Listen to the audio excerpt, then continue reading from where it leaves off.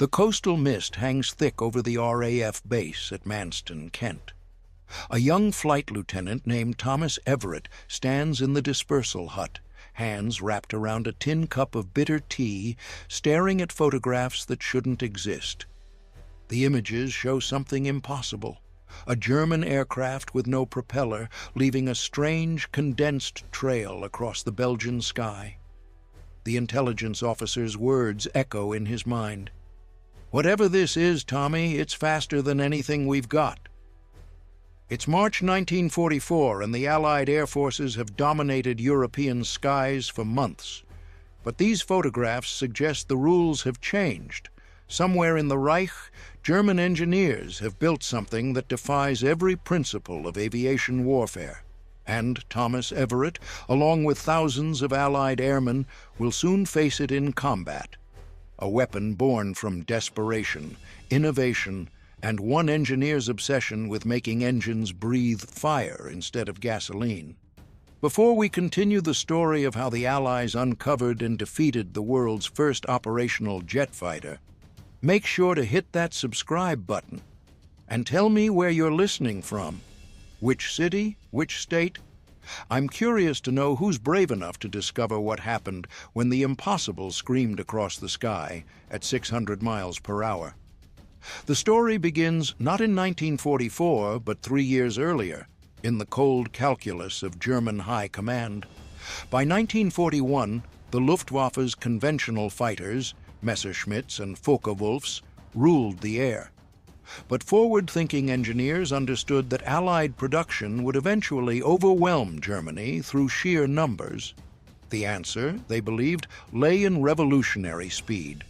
While British engineer Frank Whittle had pioneered jet concepts in the 1930s, it was German physicist Hans von Ohain who first made the dream operational, developing a working jet engine for the Heinkel, a 178, in 1939. But the jet remained a curiosity, a laboratory experiment, until strategic necessity transformed it into a weapon. The pressure fell on Messerschmitt's design bureau to create a jet fighter that could outrun, outclimb, and annihilate Allied bomber formations. The Me-262 Schwalbe, Swallow, would become that weapon.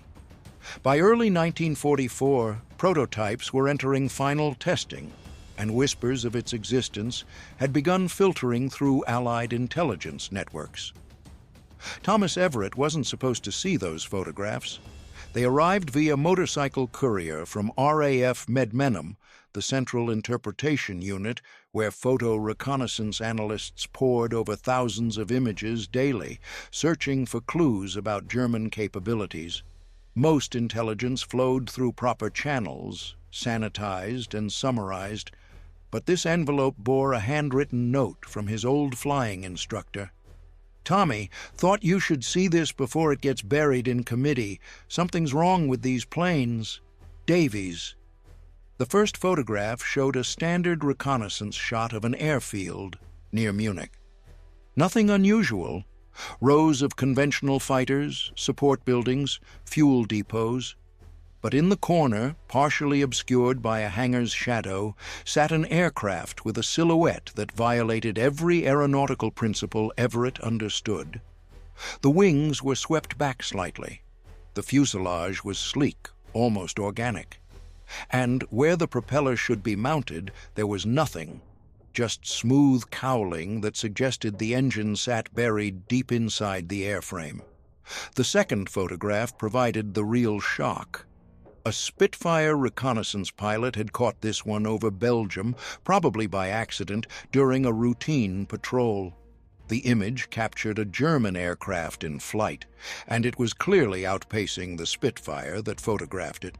But more disturbing were the exhaust trails, not the typical dark smoke of piston engines burning fuel, but thin, almost invisible streams that suggested something burning at temperatures conventional engines couldn't reach. The aircraft's speed was estimated at over 500 miles per hour, nearly 100 miles per hour faster than the fastest Allied fighters. Everett set down his tea, the liquid gone cold.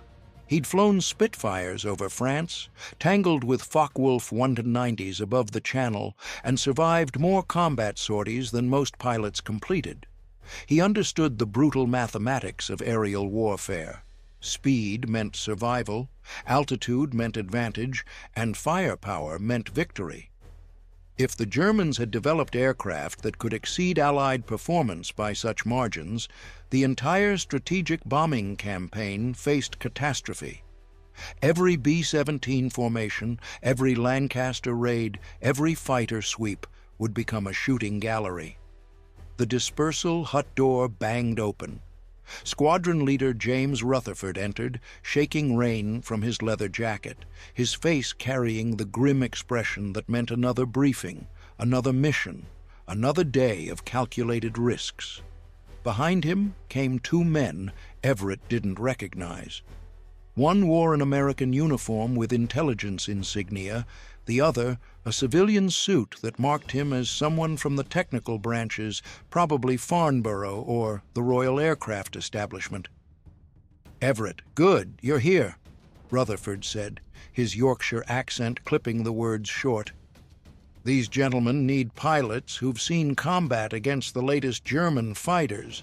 You've tangled with 190s. "Dozen times, sir, maybe more.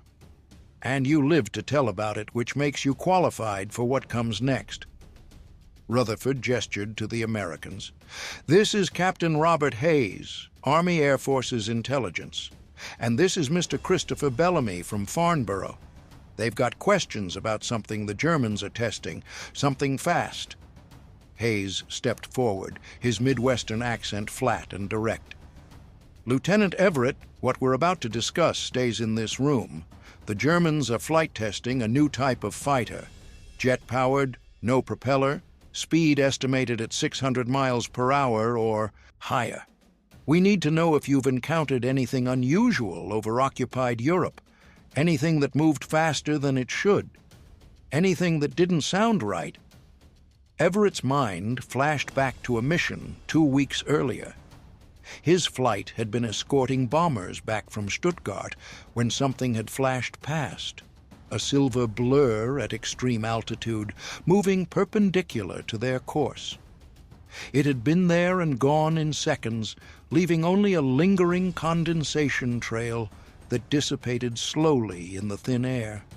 He'd filed it in his report as unidentified aircraft, possibly reconnaissance. But the encounter had bothered him. No conventional fighter could climb that high, that fast. "Yes, sir," Everett said slowly. 2 weeks ago over southern Germany, I saw something. Didn't get a good look, but it was moving fast. Faster than anything I've seen before." Bellamy leaned forward, his eyes sharp behind wire-rimmed spectacles. "Did you notice anything about the sound? Piston engines have a distinctive rhythm. You can hear the cylinders firing, the propeller tips breaking the sound barrier at high RPM. Did this sound different?" "Now that you mention it, yes. It wasn't the usual engine roar, more like tearing cloth, a sustained shriek almost, high-pitched, constant rather than rhythmic." "That's consistent with jet propulsion," Bellamy said, glancing at Hayes. "The engines produce a continuous stream of thrust rather than the intermittent power pulses of piston cylinders. If their pilots are pushing full throttle, the exhaust velocity creates a sound like nothing else in aviation." Rutherford spread the photographs across the briefing table. "Right then, here's the situation, and it's bloody grim.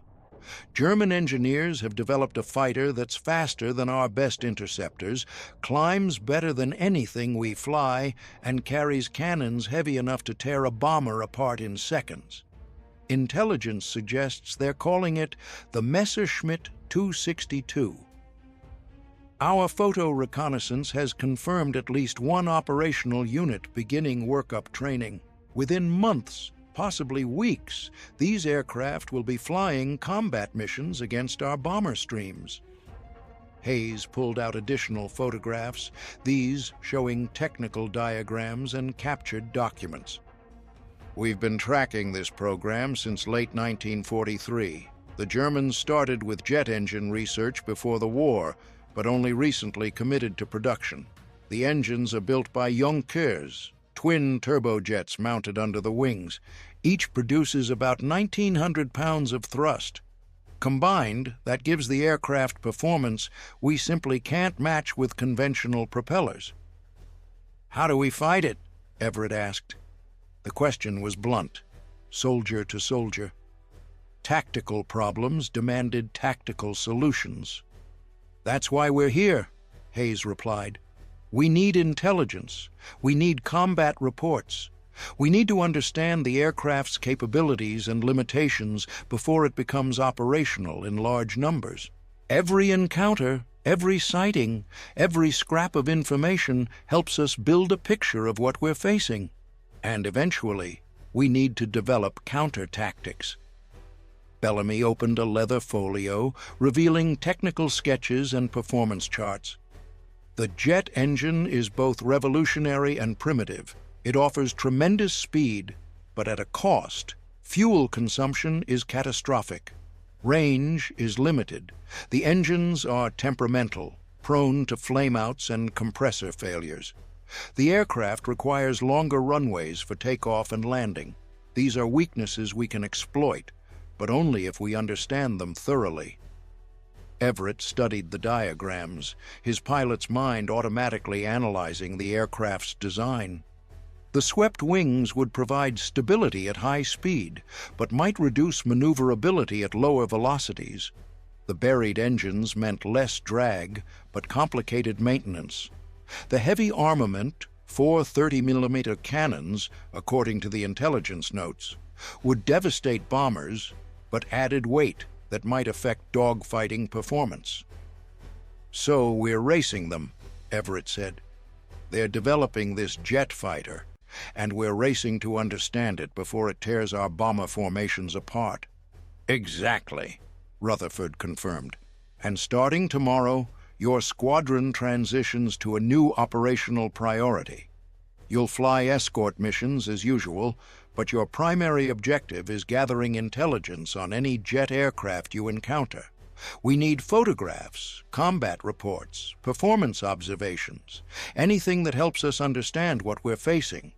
Hayes added, "The Americans are working on their own jet programs. Lockheed and Bell have experimental aircraft in testing, but nothing's ready for combat.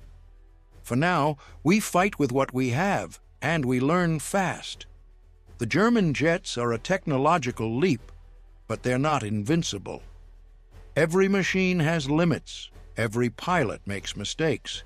Our job is finding those weaknesses before the balance tips too far in their favor." The rain hammered against the dispersal hut's corrugated roof, creating a steady percussion that filled the silence.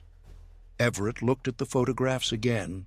The sleek, predatory shape of the Me-262, the mysterious blur captured over Belgium, the technical diagrams suggesting capabilities that rewrote aerial combat doctrine. Somewhere in Germany, test pilots were pushing those aircraft through their paces, learning their capabilities, preparing for the moment they'd face Allied bombers in combat. And somewhere in that same Germany, engineers were solving problems, refining designs, transforming experimental prototypes into production weapons. The jet engine represented more than technological innovation. It represented the desperate gamble of a regime racing against time, throwing resources into wonder weapons while their conventional forces crumbled on multiple fronts. But desperation bred ruthlessness. And innovation, even in the hands of tyranny, demanded respect.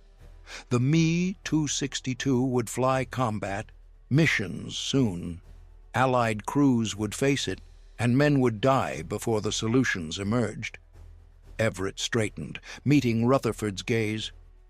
"When do we start, sir?" "Dawn patrol tomorrow, weather permitting. You'll escort a photo reconnaissance Mosquito over the Munich area. Medmenham wants updated images of the airfields where these jets are training. If you're lucky, you won't see one. If you're unlucky, Rutherford left the sentence hanging. If we're unlucky, we get a close look at what 600 miles per hour feels like, Everett finished. He tried to keep his voice steady, professional, but beneath the practiced calm, his pulse had quickened.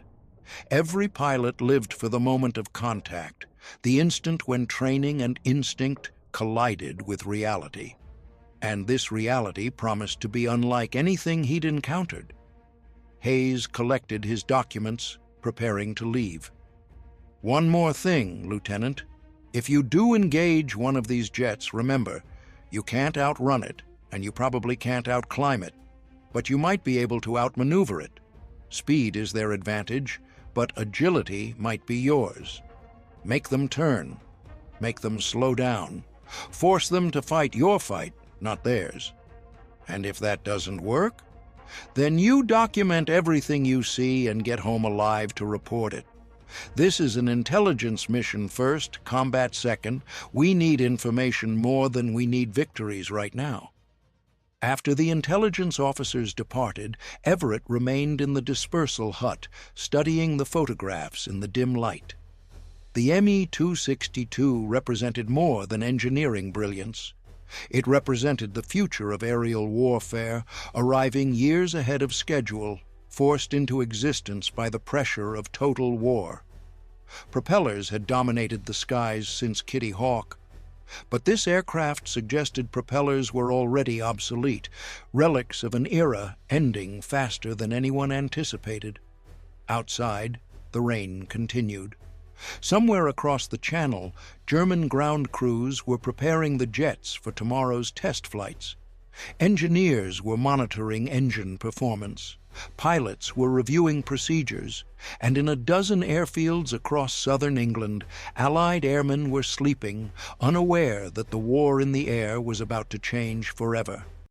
Thomas Everett folded the photographs carefully and slipped them back into their envelope. Tomorrow would bring answers or more questions. Either way, the comfortable certainty of air superiority had cracked. The Allies still controlled the skies through numbers and industrial might. But technology had just introduced a wild card that could reshuffle every advantage they'd gained. He finished the cold tea in one bitter swallow, grabbed his flight jacket, and headed into the rain. Dawn came early, and with it would come the possibility of encountering something no Allied pilot had yet survived meeting in honest combat. A jet fighter flown by someone who knew how to use it. The photographs told part of the story. Tomorrow's mission would reveal the rest.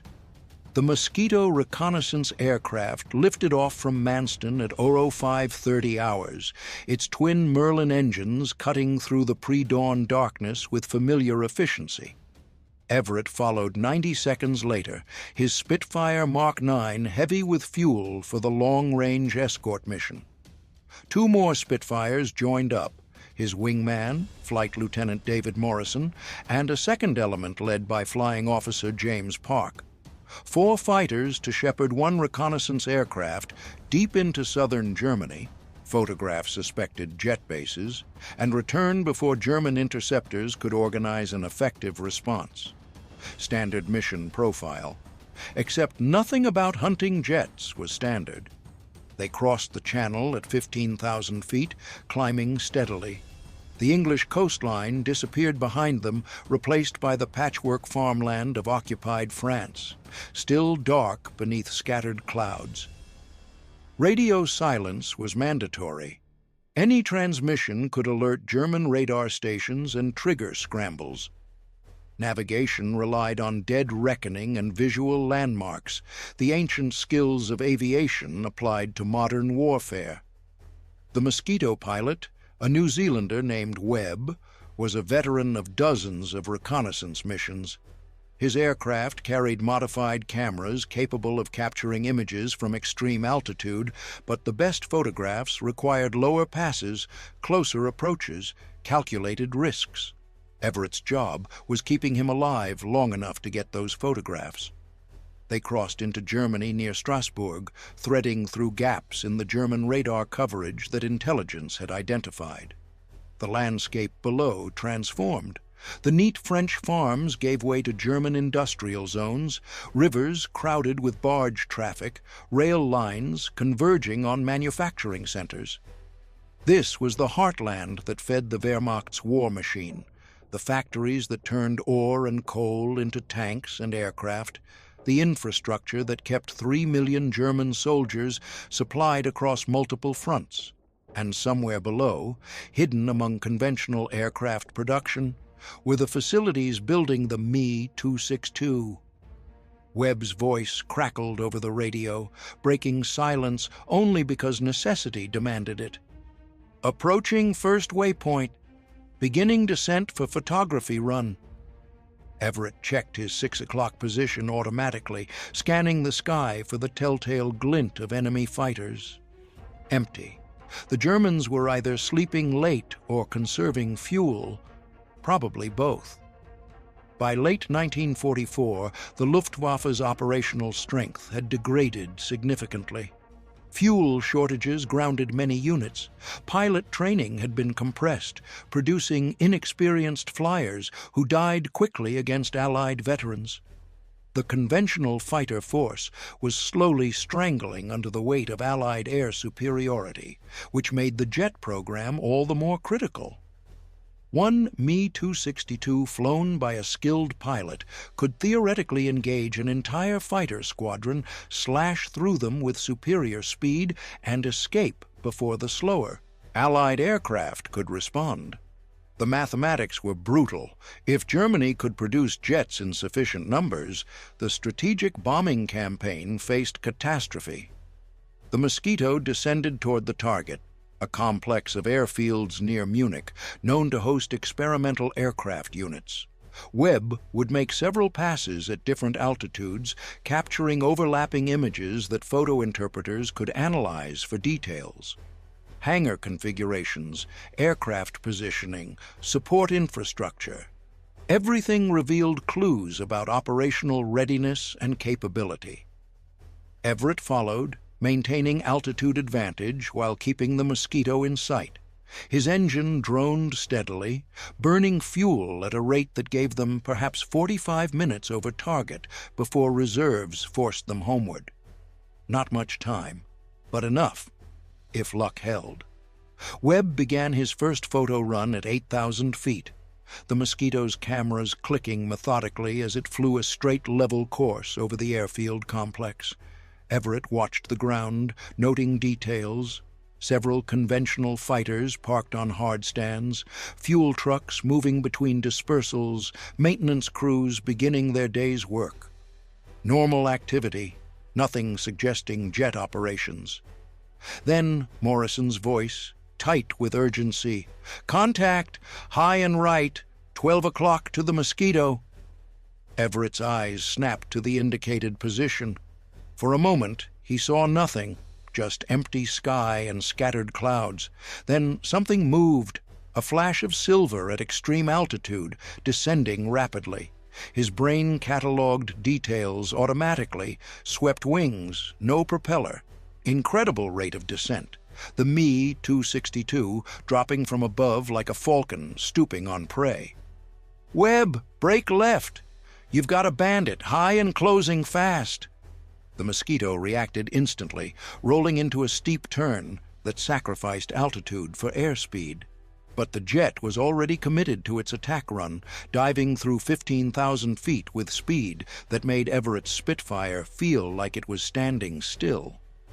He pushed his throttle forward, trying to intercept, knowing even as he did that he was too slow, too far, too conventional. The Me-262 opened fire at 1,000 yards, a range where most fighters would still be maneuvering for position. But jet speed compressed engagement windows. The German pilot fired a 3-second burst, 4 30mm cannons releasing a storm of explosive shells that tore through the space where the Mosquito had been moments earlier. Webb's brake had saved him, barely. The jet screamed past, its engines producing that distinctive tearing cloth shriek Everett had described to the intelligence officers. It was moving so fast that attempting to follow was pointless. The Spitfire simply couldn't match that velocity. But Everett had learned something crucial in that 2-second encounter. The jet couldn't turn worth a damn at that speed. The German pilot recognized the same limitation. Rather than attempting to reverse and re-engage, the Me-262 climbed a vertical zoom that took it from 8,000 feet to 15,000 in seconds, using pure speed to regain altitude advantage. Traditional energy-fighting doctrine applied with revolutionary thrust. "Morrison, Park, tighten up on Webb. I'm going to try something," Everett transmitted. His mind raced through the tactical problem. He couldn't catch the jet, couldn't outrun it, couldn't outclimb it, but he could make it come to him on terms that limited its advantages. He dropped his Spitfire into a descending spiral, losing altitude rapidly while maintaining visual contact with the jet. The German pilot had rolled out of his climb at 18,000 feet and was setting up for another attack run. Webb had resumed his photography course, the Mosquito pilot maintaining discipline even as death had just missed him by yards. The Me-262 dove again, selecting Webb as its target. Everett anticipated the geometry, adjusting his own flight path to intersect the jet's attack vector. Speed was the German's advantage, but predictability might be his weakness. To achieve maximum velocity, the jet pilot had to commit to straight-line attacks, diving through altitude bands with minimal maneuvering. At 6,000 feet, Everett pulled out of his spiral directly into the jet's path, 300 yards ahead of its nose. He couldn't hit the Me-262. It was moving too fast, but he could force a decision. The German pilot had to either break off his attack on Webb or risk a head-on collision with a Spitfire that had nothing to lose. The jet pilot chose survival. The Me-262 snapped into a hard right brake, its superior roll rate evident even at speed.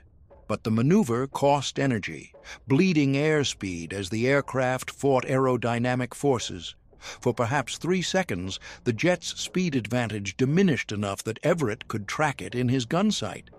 He fired, a long burst that walked tracers across empty air 50 yards behind the jet. Too slow.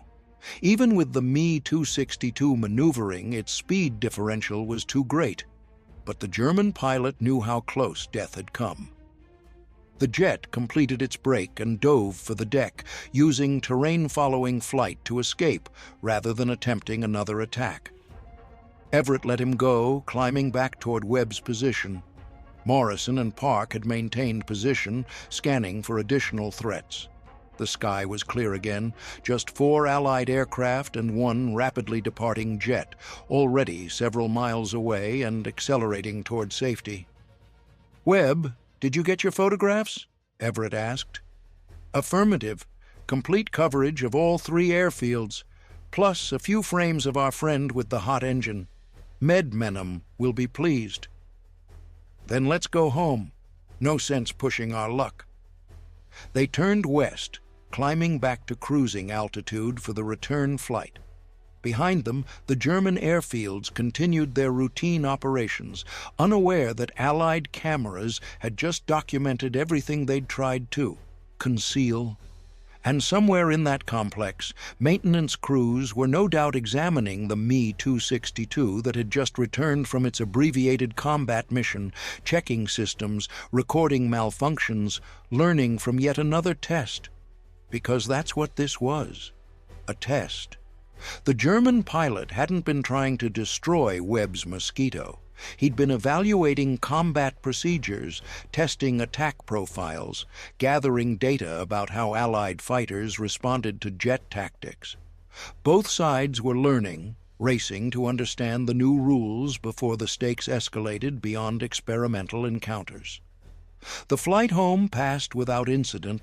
They crossed back into Allied-controlled airspace near Strasbourg, descended through broken clouds toward the English Channel's gray expanse, and finally spotted the white cliffs of Dover appearing through morning haze. Manston's runway appeared ahead, concrete salvation after 4 hours of tension. Everett landed 20 minutes after Webb, his Spitfire settling onto the runway with familiar reliability. The ground crew swarmed immediately, refueling and rearming for the next mission. But first came debriefing. The intelligence officers would want every detail about the jet encounter. Captain Hayes was waiting in the operations room when Everett arrived, Morrison and Park following behind. Webb had already begun his report, describing the attack geometry and photographic results. Hayes gestured Everett forward. "Lieutenant, tell me everything. Speed, altitude, attack pattern, weapon effects. Don't leave anything out." Everett organized his thoughts, mentally reviewing the engagement. The jet dove from approximately 18,000 feet at estimated speed of 500 miles per hour or more. It opened fire at extreme range, 1,000 yards, perhaps more. The 30mm cannons have significant reach. The pilot fired for approximately 3 seconds, then broke off when his initial pass missed. I attempted an intercept but couldn't match velocity. The jet climbed vertically after the first pass, regained altitude in seconds, then attempted a second attack. "And you disrupted that second attack," Hayes prompted. "Yes, sir. I positioned into his attack vector, forcing him to choose between breaking off or risking collision. He broke right, lost energy maneuvering, but still maintained enough speed advantage to disengage at will. I fired but couldn't track him effectively. The speed differential is simply too great for conventional gunnery solutions." Bellamy had joined them, listening intently. "Did you notice anything about engine performance? Smoke trails? Unusual sounds?" The engine note was constant, that tearing cloth sound I described yesterday. No visible smoke, just clear exhaust. The jet appeared to have unlimited power available. Every maneuver was executed with excess energy. When he climbed, it was nearly vertical. When he dove, he accelerated continuously. There's no period where the engine struggles or hesitates. "That matches what we're learning from other encounters," Bellamy said. "The Jumo 004 turbojets are remarkably powerful when they work, but they're also fragile, high operating temperatures, short service life, prone to failure under stress. The Germans are essentially flying experimental engines into combat. We need to exploit that vulnerability." Hayes spread a map across the briefing table, marking locations where Me-262s had been sighted.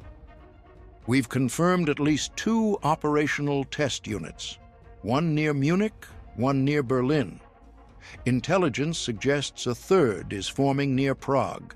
Each unit has perhaps a dozen aircraft, but only 3 or 4 operational at any time. Maintenance is a nightmare for them.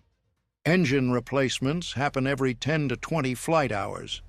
Specialized parts require precision manufacturing that Allied bombing has disrupted. They're fighting through technical problems while trying to develop combat doctrine." "So, we're in a race," Morrison observed. "They're racing to get jets operational in meaningful numbers before we bomb their production facilities out of existence, and we're racing to develop counter-tactics before their jet force reaches critical mass." "Exactly, which means every encounter matters. Every piece of data helps us understand their capabilities and limitations." Hayes turned to Everett. "You did well today. Forcing that jet pilot to break off his attack was tactically sound. You protected Webb, allowed him to complete his mission, and gathered valuable intelligence. That's exactly what we need." But Everett felt no satisfaction. The encounter had lasted perhaps 30 seconds. 30 seconds where he'd been comprehensively outperformed by an enemy aircraft using physics he barely understood. The jet pilot had controlled every aspect of the engagement, choosing when to attack, when to break off, when to disengage. The Spitfire's traditional advantages, maneuverability, climb rate, sustained turn performance, meant nothing when the enemy simply flew faster and climbed harder. "Sir, with respect, we got lucky today," Everett said. "That German pilot was testing procedures, not prosecuting kills. If he'd been committed to destroying Webb, I'm not sure we could have stopped him. The speed advantage is overwhelming, and if they start flying in formations, coordinating attacks, we're going to lose bombers, a lot of bombers." Hayes nodded grimly. "You're right, which is why we're accelerating our own jet programs and developing interim solutions. The P-51 Mustang has better high-altitude performance than your Spitfire. We're positioning American fighter groups to provide top cover specifically against jet threats. We're also studying the jet's fuel consumption and range limitations. If we can force them to burn fuel maneuvering, we limit their combat time. And we're bombing their production facilities," Bellamy added. "Every factory destroyed delays their program.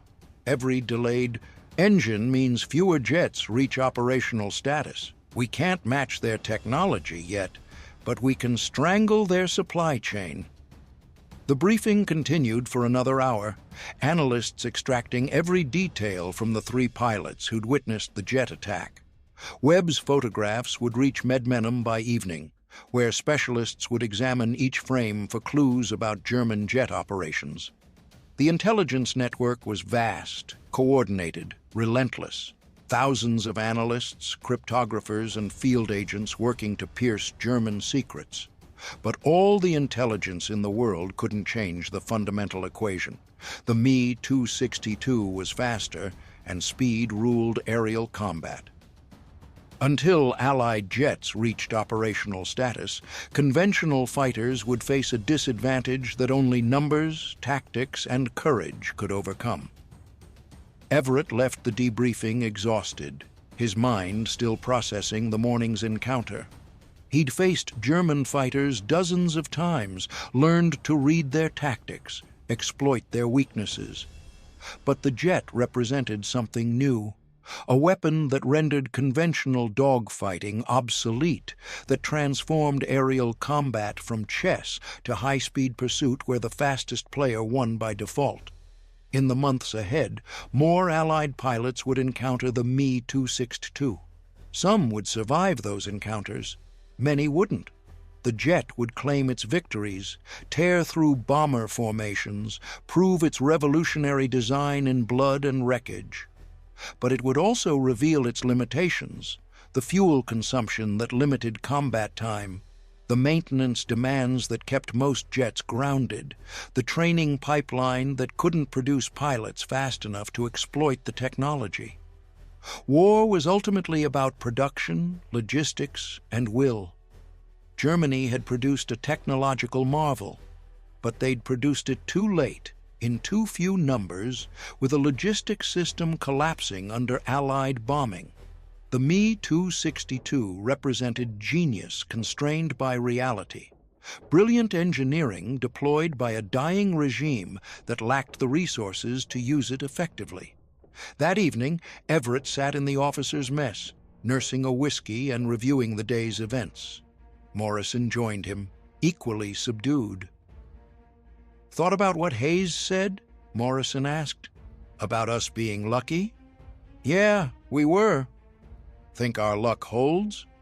Everett considered the question honestly. "Don't know, but I know this. Every pilot who encounters those jets and survives teaches us something, and eventually we'll figure them out. Find their limitations, develop tactics that work. It's what we've always done.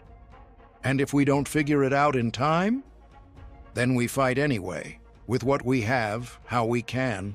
That's the job." Morrison raised his glass in a quiet toast. "To figuring it out, then." They drank in silence, two pilots contemplating a future where speed alone might determine survival, where technological advantage could erase skill and experience, where the comfortable certainty of air superiority faced its first real challenge since the dark days of 1940. But they'd faced uncertainty before. Every mission carried risk. Every sortie over occupied Europe meant flying into defended airspace where death waited in 1,000 forms. The Me-262 was just another threat. Faster, more modern, more dangerous. But still a threat that could be understood, analyzed, and ultimately defeated. The war continued. Tomorrow would bring another mission, another chance to gather intelligence, another opportunity to learn. And somewhere in that accumulated knowledge, the solution would emerge.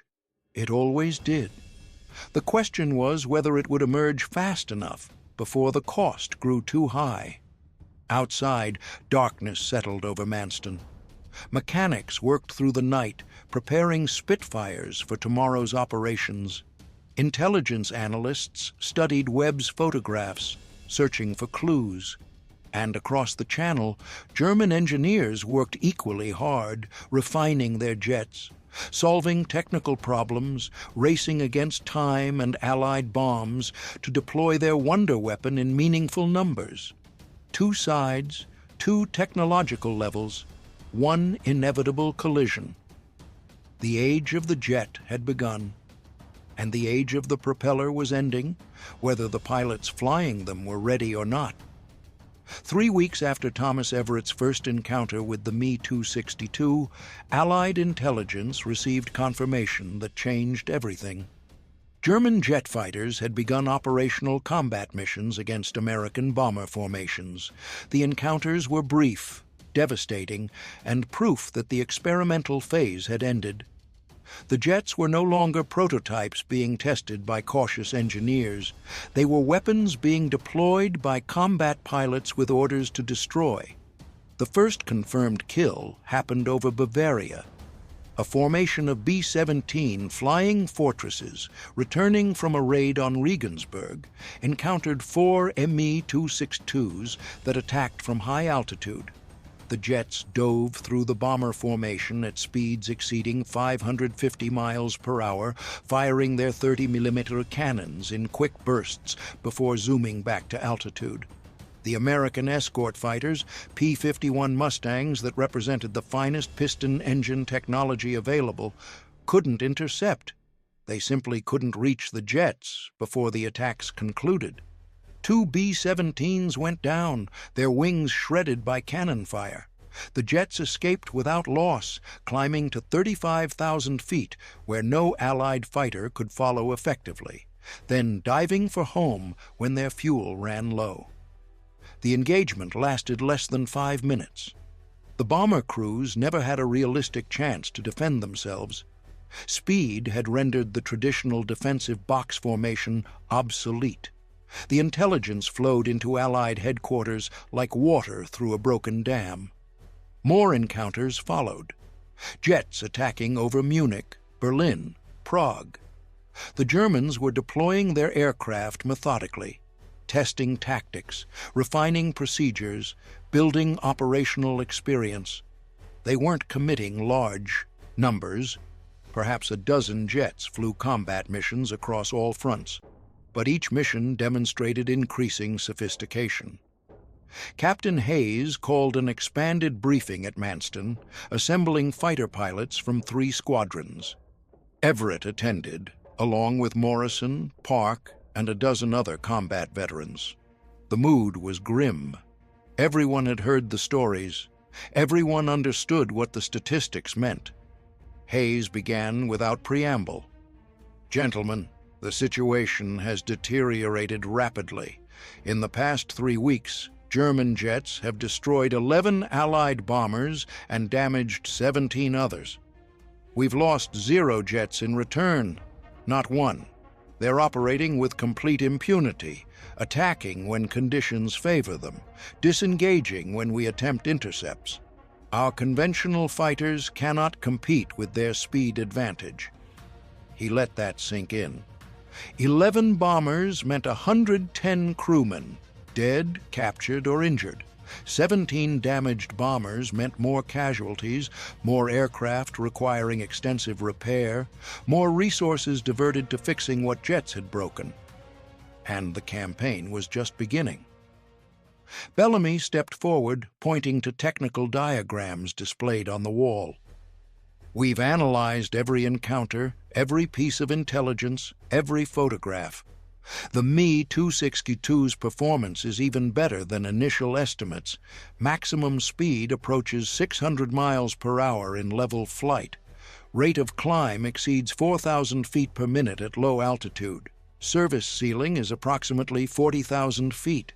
Combat radius is roughly 120 miles, though that varies dramatically based on tactics employed." "What about weaknesses?" asked a P-51 pilot, an American named Kowalski. "Every aircraft has limits. What are theirs?" "Several," Bellamy replied. "First, fuel consumption is catastrophic. The jets burn fuel roughly 5 times faster than conventional fighters. That 120-mile radius assumes conservative flying. Combat maneuvering cuts that dramatically. Second, the engines are temperamental. Rapid throttle movements can cause compressor stalls or flameouts. The German pilots have to manage power carefully, especially during attacks. Third, takeoff and landing are vulnerable periods. The jets require long runways and are sluggish at low speeds. Fourth, maintenance is intensive. Each aircraft requires hours of ground service for every hour of flight time. "So we hit them on the ground," Everett said. "Attack their airfields, catch them during takeoff and landing, force them to burn fuel defending their bases." "Exactly. Which brings us to the new operational priorities." Hayes consulted his briefing notes. "Starting next week, fighter sweeps will specifically target known jet bases. We'll station aircraft near their airfields, maintain constant patrols, intercept jets during vulnerable moments. We're also coordinating with Bomber Command to strike jet production facilities and fuel depots. The goal is strangling their operations before the force expands." "What about tactics for aerial encounters?" Morrison asked. "If we do engage them airborne?" "Don't chase them. Don't try to outrun them. Don't climb with them," Hayes said flatly. "Your advantages are maneuverability, endurance, and numbers. Force them to turn, make them burn fuel. Coordinate attacks from multiple directions. The jet can only engage one target at a time. Use that limitation. And remember, they have to land eventually. If you can force them to burn fuel defensively, you reduce their combat time and potentially force emergency landings on unprepared fields." Bellamy added, "We're also distributing new intelligence about identification. The Me-262 has a distinctive silhouette: swept wings, twin engines underslung beneath the wings, tricycle landing gear. Don't mistake it for conventional aircraft. And if you see one, report immediately. Every sighting helps us track their deployment." The briefing continued for 2 more hours, covering tactical scenarios, communication procedures, and coordination requirements. By the end, every pilot understood the stakes. The air war had entered a new phase. The comfortable dominance Allied airmen had enjoyed for the past year faced challenge from an enemy that could strike with near immunity. But the briefing also revealed something else: Allied determination to adapt. The jet threat was serious, potentially catastrophic. But it wasn't insurmountable. Every weapon had counters, every tactic had responses. The challenge was finding them fast enough, implementing them broadly enough, and maintaining the will to persist through the costly learning period. After the formal briefing ended, Everett lingered to study the technical diagrams more closely. The Me-262's design revealed elegant solutions to complex problems. The swept wings provided stability at transonic speeds. The underslung engines simplified maintenance and allowed weapons to be mounted in the nose. The tricycle landing gear improved visibility during ground operations. Every detail suggested careful engineering and testing. "Impressive, isn't it?" Bellamy had approached quietly, watching Everett study the diagrams. From a purely technical perspective, it's a remarkable achievement. The Germans took jet theory and made it operational years ahead of what most engineers thought possible. "Will we match it?" Everett asked. "Eventually. The Americans have the Lockheed P-80 in testing. Should be operational within 6 months. The British are developing the Gloucester Meteor, though it's focused on homeland defense initially. Within a year, we'll have jets of our own. But right now, in this moment, they have the advantage." "A year is a long time in war." "Yes, which is why we need to survive the next 12 months with conventional tactics. The Germans are producing perhaps 20 jets per month, maybe less given bombing disruption. If we can attrite that force faster than they can replace it, we maintain superiority through numbers. It's brutal mathematics, but mathematics we can win." Everett nodded slowly. The strategy was sound, but depressing. Trade bombers and fighters for time, accepting losses to prevent the German jet force from reaching critical mass. Every destroyed bomber meant dead crews. Every engagement meant risks that conventional tactics couldn't fully mitigate. But the alternative, allowing German jets to dominate unopposed, was worse. "Lieutenant, can I ask you something?" Bellamy's tone had shifted, become more personal. "You've faced them now, twice, according to your reports. Do they frighten you?" Everett considered the question honestly. Fear was unprofessional to admit, but foolish to deny. "Yes," he said finally. "Not because they're invincible, but because they change all the rules I've learned. Everything I know about aerial combat assumes roughly equal performance. When the enemy can choose every engagement, control every encounter, disengage at will, yes, that's frightening. Yet you keep flying. That's the job. Someone has to gather intelligence. Someone has to protect the bombers. Someone has to learn how to beat these things. Might as well be me." Bellamy smiled slightly. "That's why we'll win, ultimately. Not because our technology is better. It's not yet, but because we have pilots willing to face superior aircraft and figure out solutions. The Germans have brilliant engineers. We have determined airmen. In the long run, determination matters more." That evening, Everett wrote a letter to his family in Yorkshire. He couldn't mention the jets specifically. Operational security prohibited discussing classified information. But he tried to convey the sense of transition, the feeling that aerial warfare had evolved into something unfamiliar and dangerous. "The Germans have developed new tactics that require us to adapt our own procedures," he wrote carefully. "The fighting remains intense, but we're learning quickly. Every mission teaches us something valuable. The lads here are in good spirits, and we're confident in our equipment and training. Please don't worry unduly. We know what we're doing, and we're getting better at it every day." It was mostly true. They were learning. They were adapting. But good spirits overstated the mood. Everyone felt the pressure of facing an enemy that could kill with near immunity. Everyone understood that conventional fighter tactics had limited utility against jets, and everyone worried about the bombers, the big formations of B-17s and Lancasters that relied on fighter escorts for protection against exactly the kind of threat the Me-262 represented. The next morning brought orders for another mission. Everett's squadron would fly sweep over southern Germany, specifically targeting the airfield complex near Munich, where jets were known to operate. The goal was catching Me-262s during takeoff or landing, when their speed advantage disappeared and conventional fighters could engage on equal terms. They took off at 0600 hours, 16 Spitfires in 4 flights of 4.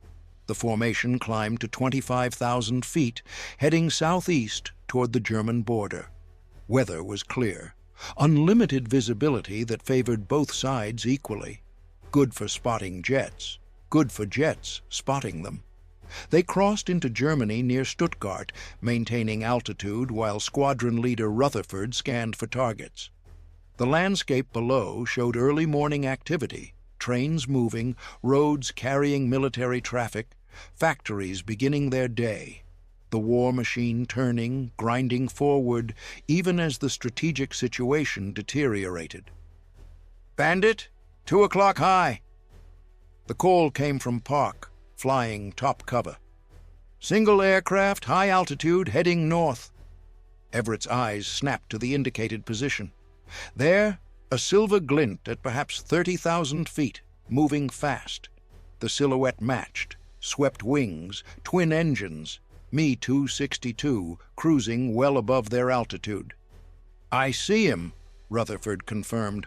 "All flights. Maintain formation. He's above our ceiling and we're not climbing into disadvantage. Keep scanning for others." The jet continued north, apparently uninterested in engaging. It was probably on a reconnaissance mission, photographing Allied positions or monitoring bomber formations. The German pilot would have seen the Spitfires, but correctly assessed that they couldn't threaten him at that altitude differential. 10 minutes later, they reached the Munich airfield complex.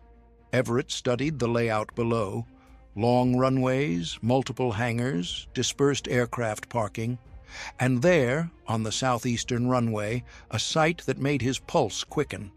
And Me-262 on final approach, landing gear extended, flaps down, decelerating for touchdown. "Target on the deck," Everett transmitted. "Jet landing on runway 27. Rutherford responded instantly. "Blue flight, engage. All other flights maintain cover in case of additional jets." Everett rolled into a steep dive, Morrison following close behind. The geometry was perfect. They'd been positioned at ideal altitude, the jet was committed to landing, and the distance was manageable. For once, they had every advantage. The Me-262 touched down, its main wheels contacting the runway as Everett descended through 15,000 feet. The jet was still fast, probably 180 miles per hour. But it was decelerating, bleeding energy with every second. The pilot hadn't spotted the diving Spitfires yet, focused on managing the landing rollout. 12,000 feet. Everett's airspeed climbed above 300 miles per hour, the Spitfire shuddering slightly as it approached its design limits. The jet was visible now without magnification, slowing steadily as it consumed runway, still oblivious to the threat. 8,000 feet.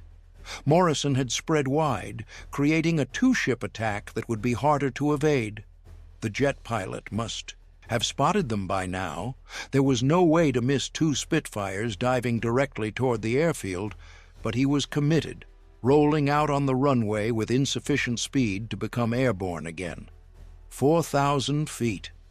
Everett armed his guns, 8 303 machine guns that would pour bullets into whatever crossed his sights. The jet had turned off the runway now, taxiing toward the dispersal areas. Still moving too fast to be a sitting target, but slow enough that a conventional fighter could track it. Then the airfield defenses opened fire. Flak burst around Everett's Spitfire, black puffs of explosive shells detonating at his altitude. He'd expected it. German airfields were heavily defended, but the intensity surprised him.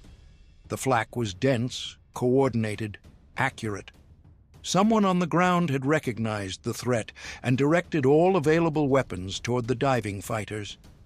Everett jinked left, right, breaking the smooth dive into erratic maneuvering that made accurate gunnery impossible. Morrison did the same, the two Spitfires weaving through the flak barrier while maintaining their general approach vector. The jet continued taxiing, now completely stopped in a hardened revetment, ground crew already swarming around it. 2,000 feet.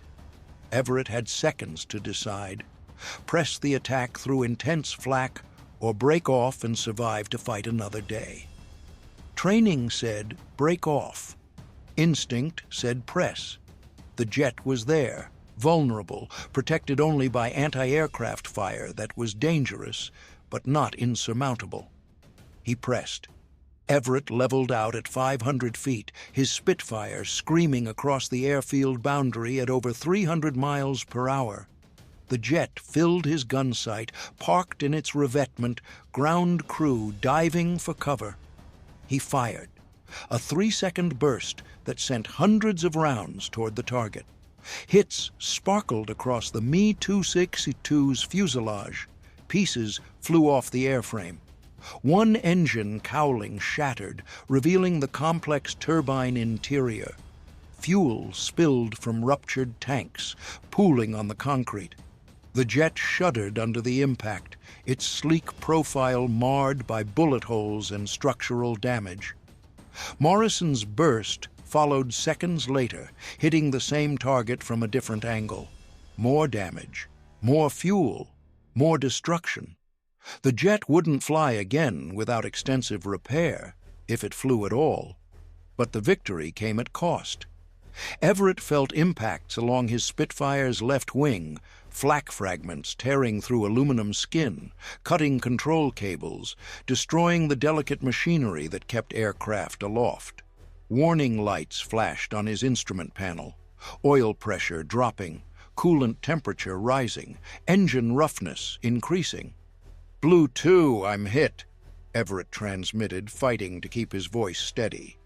"Engine damage, losing oil."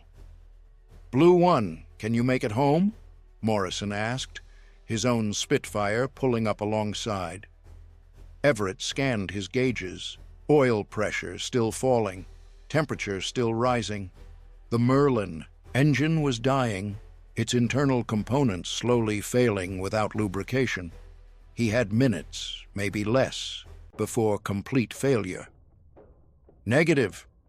I'm putting down in friendly territory if I can reach it. If not—" He didn't finish the sentence. Every pilot knew the alternatives. Crash land in Germany and become a prisoner, or bail out and hope resistance forces found you before German patrols. Rutherford's voice cut through. "Blue 1, head west. We'll escort you as far as possible. The Swiss border is 60 miles out. Can you make 60 miles? I'll try." Everett turned west, nursing the damaged engine with every trick he knew. Reduced throttle to minimize stress, adjusted mixture to compensate for oil loss, maintained gentle climbs and descents to avoid sudden power changes. The Spitfire responded sluggishly, its damaged systems fighting him. Behind them, the Munich airfield disappeared. The Me-262 sat wrecked in its revetment, fuel pooling around it, ground crew assessing damage. One jet temporarily removed from combat operations. One small victory in the larger campaign. But Everett's Spitfire was dying. The engine temperature had reached critical levels. Metal was grinding against metal inside the power plant, components welding together from heat and friction. Black smoke streamed from the exhaust stacks. The propeller's rotation was becoming irregular. 40 miles from the Swiss border, the engine seized completely. One moment it was running rough but functional.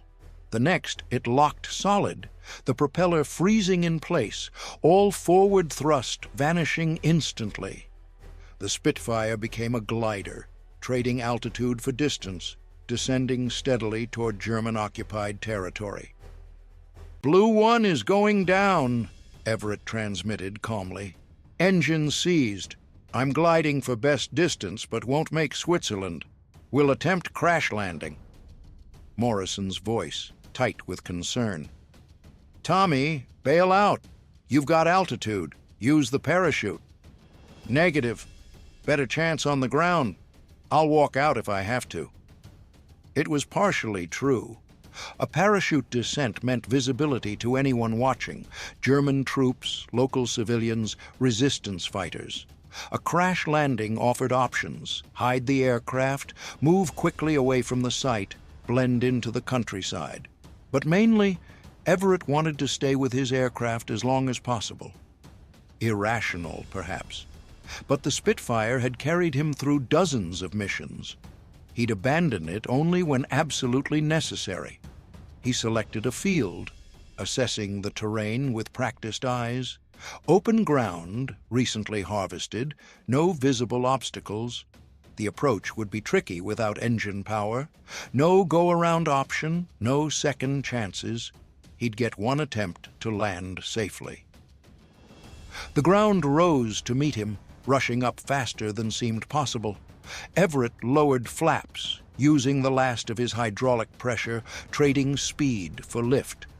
The Spitfire slowed, its stall speed approaching rapidly. Too slow, and he'd drop like a stone. Too fast, and he'd cartwheel on contact. 100 feet, 50 feet, 20 feet. The Spitfire's wheels touched Earth with jarring impact. The aircraft bounced, settled again, rolled across the field. Everett stood on the brakes, feeling them bite, slowing the fighter. Slower, slower. The far tree line approached with terrifying speed. The Spitfire stopped 20 yards from the trees, its nose buried slightly in soft earth, its frame intact. Everett sat stunned for a moment, breathing hard, processing survival. Then training took over. Shut down remaining systems, gather essential equipment, exit aircraft, move away from the crash site. He scrambled out, grabbed his survival kit, and ran toward the tree line. Behind him, the other Spitfires circled once, acknowledgement and farewell, then turned west, heading home before their own fuel ran low. Everett was alone now, deep in enemy territory, with nothing but his wits and a prayer that friendly forces operated nearby. The trees offered concealment. He moved deeper into the forest, putting distance between himself and the downed aircraft. German troops would investigate soon. Crashed aircraft always drew attention. His goal was reaching the Rhine River, 40 miles west, where Allied lines provided safety. 40 miles through occupied Germany, evading patrols, avoiding civilians, moving only at night, living on emergency rations and hope. It would take days, maybe weeks. But Everett had survived the crash. He'd damaged an Me-262. He'd gathered intelligence. Now he just needed to survive long enough to report everything he'd learned. The forest closed around him, offering shelter and concealment. Somewhere ahead lay freedom. Somewhere behind lay captivity, or worse. He started walking west. Thomas Everett reached Allied lines 19 days after crash landing in Bavaria. The journey had been grueling, navigating by stars, avoiding German patrols, accepting help from resistance contacts who moved him through their network with quiet efficiency. He'd lost 20 pounds, developed a persistent cough from sleeping rough, and gained intimate knowledge of occupied Europe's underground resistance. But he'd survived, and he'd returned with information that proved valuable beyond the tactical intelligence about the Me-262. The debriefing lasted 3 days. Allied intelligence officers questioned him about everything: German troop movements, civilian morale, resistance capabilities, infrastructure condition, and most importantly, what he'd observed about jet operations during his time near Munich. Every detail mattered. Every observation potentially revealed weaknesses to exploit. "You were incredibly fortunate," Captain Hayes said during their final session. "Most pilots shot down in Germany end up in POW camps. The resistance network that moved you was taking enormous risks." "I know," Everett replied quietly. "They asked for nothing in return except that I remember them after the war. Tell people what they'd done, how they'd helped. We'll remember. Their contributions are documented." Hayes paused, consulting his notes. The jet you damaged at Munich, photo reconnaissance confirms it remained out of service for 11 days. That's 11 days of lost operations, 11 days where that aircraft couldn't threaten our bombers. Your attack was effective, at the cost of a Spitfire and nearly getting captured. But you weren't captured, and the intelligence you gathered during your evasion is helping us understand German logistics and morale. Sometimes the secondary benefits of a mission exceed the primary objectives. Everett wasn't sure he agreed, but he let it pass. The larger question occupied his mind. Could Allied forces develop effective counter-tactics against jets before the German production ramped up? Every report suggested the Me-262 program was expanding. More units were forming, more pilots were training, more aircraft were rolling off production lines despite Allied bombing. "What's the current status?" Everett asked. "How many jets are operational?" Hayes consulted updated intelligence summaries. "Best estimate is 40 to 50 aircraft assigned to combat units, with perhaps 20 operational at any given time. Maintenance issues ground most jets after every mission, but the trend is increasing. By spring 1945, they could have 200 jets deployed if production continues uninterrupted." "And our counter-tactics?" "Improving. We're positioning fighter groups specifically to patrol jet bases. We're timing bomber raids to force jets into defensive operations that burn fuel. We're striking fuel production facilities to limit their operational tempo. And we're accelerating our own jet programs. The P-80 should reach Europe by June 1945. That's 7 months away. A lot can happen in 7 months. "Yes, which is why we need experienced pilots like you flying missions, gathering intelligence, and training others in jet encounter procedures.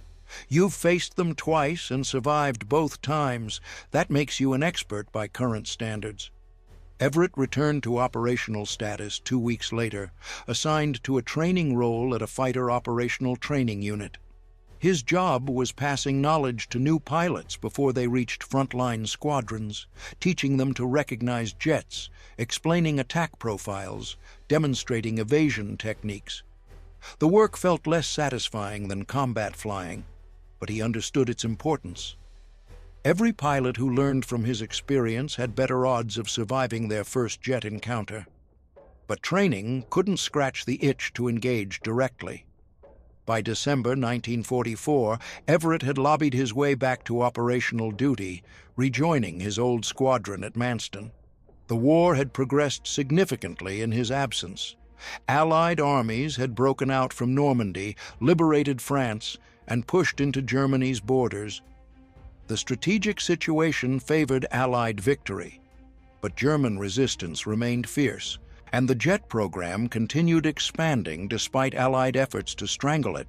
On December 17th, the Germans launched their final major offensive, the Battle of the Bulge, catching Allied forces off guard with a massive armored thrust through the Ardennes. The surprise attack disrupted Allied logistics and required urgent air support to contain the breakthrough. Fighter squadrons, including Everett's, deployed to support ground forces, flying interdiction missions against German supply columns. The weather was catastrophic: heavy clouds, freezing rain, snow, flying conditions that grounded most aircraft and reduced visibility to near zero. But on December 23rd, the weather cleared, allowing Allied air power to unleash its full strength against the German offensive. Everett flew 4 missions that day, strafing supply columns, engaging German fighters, and generally raising hell behind enemy lines. On his 5th mission, near dusk, he encountered something unexpected: a German jet and Me-262, limping home at low altitude, trailing smoke from its left engine. The aircraft was damaged, vulnerable, flying slow to conserve fuel, and it was alone. Everett didn't hesitate. He dove from altitude, positioning for a tail chase. The jet pilot spotted him and pushed throttle forward, trying to accelerate, but the damaged engine couldn't produce full thrust. The Me-262 picked up speed but couldn't break away from the pursuing Spitfire.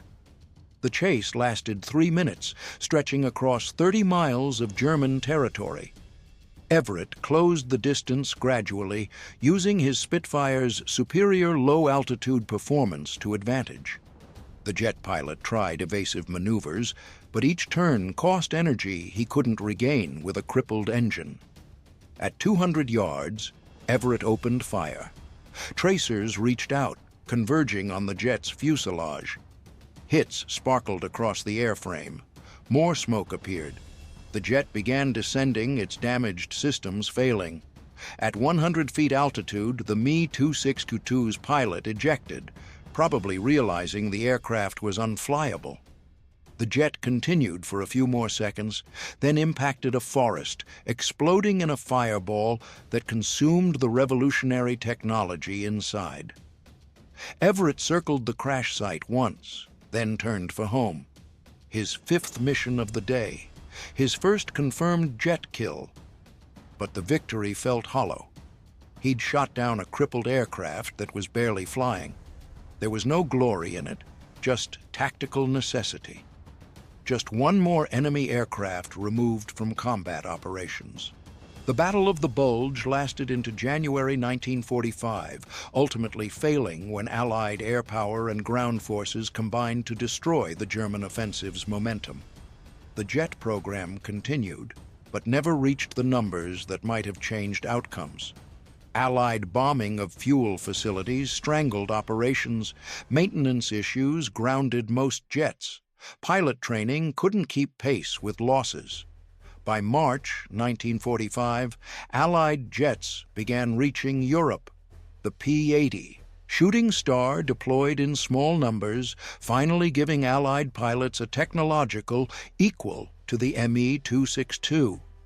But by then, the strategic situation had degraded so far for Germany that jet performance hardly mattered.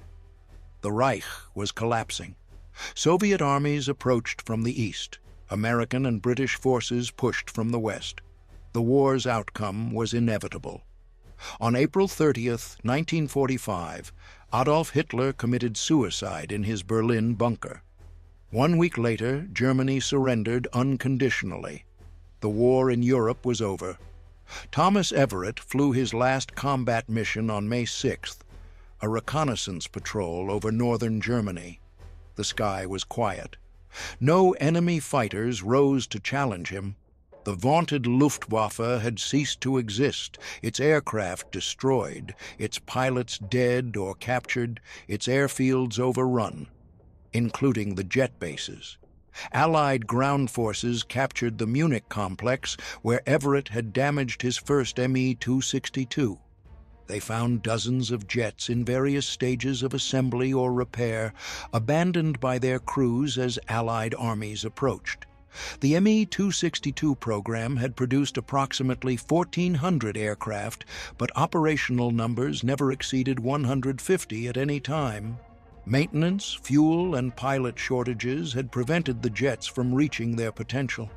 In May 1945, Allied technical teams descended on captured German facilities, studying every aspect of jet technology. They examined engines, airframes, weapons systems. They interviewed captured engineers and pilots. They shipped complete aircraft back to Britain and America for detailed analysis. The knowledge gained would inform Allied jet development for years to come. Everett participated in these technical studies, offering pilot perspectives on Me-262 performance and tactics. The experience was surreal. Examining up close the aircraft that had once seemed so threatening, seeing the engineering compromises and maintenance nightmares that had limited its effectiveness. The Me-262 was brilliant and flawed, revolutionary and impractical, a weapon ahead of its time, deployed by a regime that couldn't support it. "What do you think?" Captain Hayes asked during one examination session. They stood in a hangar at RAF Farnborough, surrounded by captured German jets.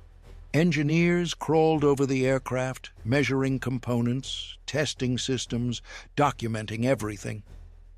"I think we're lucky," Everett said honestly. "If they'd deployed this aircraft 2 years earlier, with adequate fuel and maintenance support, the air war would have been very different. Maybe not enough to change the war's outcome. We had too many advantages in production and resources. But they could have inflicted catastrophic losses on our bomber forces. Yet they didn't. Why? Too late, too few, too complicated. The technology was sound, but they lacked the industrial base to exploit it. Every Me-262 required specialized parts that couldn't be mass-produced easily. Every flight burned fuel they couldn't afford to spare. Every combat mission revealed new maintenance issues. They created a revolutionary weapon, but deployed it into circumstances that prevented effective use." Hayes nodded slowly. "The Americans are already incorporating lessons learned into their jet programs. So are the British. Within 5 years, every Air Force will operate jets primarily. The piston engine will be obsolete for frontline fighters, relegated to training and secondary roles. The Germans proved that jets work. Now we just need to make them practical." Everett walked around the Me-262, studying its lines, remembering the encounters he'd survived, the swept wings, the underslung engines, the predatory profile that had once seemed so threatening. Now it was just another aircraft, defeated not by superior technology, but by strategic reality. The Germans had lost the war not because their engineers lacked brilliance, but because their logistics couldn't sustain innovation. Their industrial base couldn't outproduce Allied manufacturing, and their strategic decisions had created too many enemies simultaneously. The jet age had arrived, but it had arrived in the hands of victors who would refine and expand the technology, not the desperate regime that had pioneered it under pressure. Years later, Thomas Everett would reflect on his encounters with the Me-262 and recognize their significance. Those missions in 1944 and early 1945 represented aviation's transition from one era to another. He'd flown both sides of that transition, the final generation of piston-engine fighters and the first encounters with jet-powered aviation.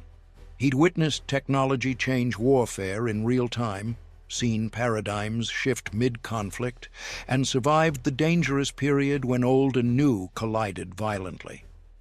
The men who designed the Me-262, engineers like von Ohain and Messerschmitt's design team, had changed aviation permanently. Their innovations, refined by Allied engineers after the war, would enable the jet age that followed. Commercial aviation would be transformed. Military aviation would be revolutionized. The concept of speed itself would be redefined. But in 1945, standing in that hangar at Farnborough, examining the captured jets, Everett felt mainly relief. The war was over. The jets had been defeated, and he'd survived to see both outcomes. He'd flown against the future and lived to remember it.